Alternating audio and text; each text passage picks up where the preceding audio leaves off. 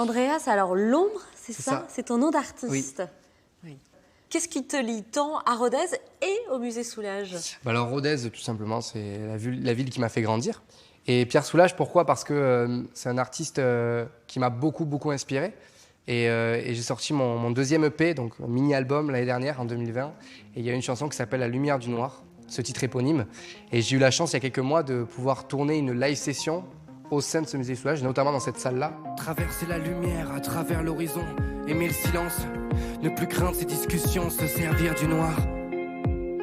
Profiter de cette lueur qui brille aux éclats. Quand c'est une seule petite faille qui se dessine sur le volet, j'aime jouer avec. Sentir sa chaleur dessécher, créer sa bulle et faire danser son âme. Penser avec ses valeurs, ne plus craindre aucun masque, je l'utilise comme médiateur. C'est un lieu qui me tient vraiment à cœur et ma ville me tient aussi à cœur parce qu'effectivement, partout où je vais, un petit peu partout dans le pays, j'essaie de dire que je viens de Rodez parce que pour moi, c'est hyper important d'être attaché aux racines. J'imagine que ton pseudo, l'ombre, ici au musée Soulages, a un écho particulier. Voilà un nom qui n'a pas été choisi par hasard.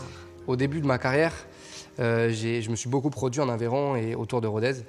Et à plusieurs reprises, on m'a dit « Ah, c'est fou parce que ce que tu fais en musique, on dirait un petit peu du Pierre Soulages, voilà. » Parce que j'essayais de... Voilà, je parlais des introspections, des noirceurs intérieures pour essayer d'aller chercher l'espoir, la lumière.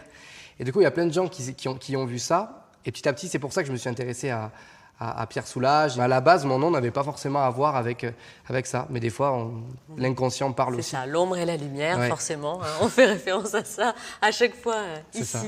Tes textes sont assez profonds, t'ont aidé à exprimer des choses plus personnelles?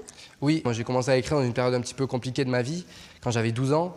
Et au début, c'était un exercice, c'était un exutoire, l'écriture pour moi. Et puis, ça m'a suivi avec le temps. Et aujourd'hui, c'est un petit peu ce que j'essaie de continuer à faire, à nourrir. C'est-à-dire que j'écris seulement dans les moments où souvent ça va pas, où j'ai des choses à dire du moins.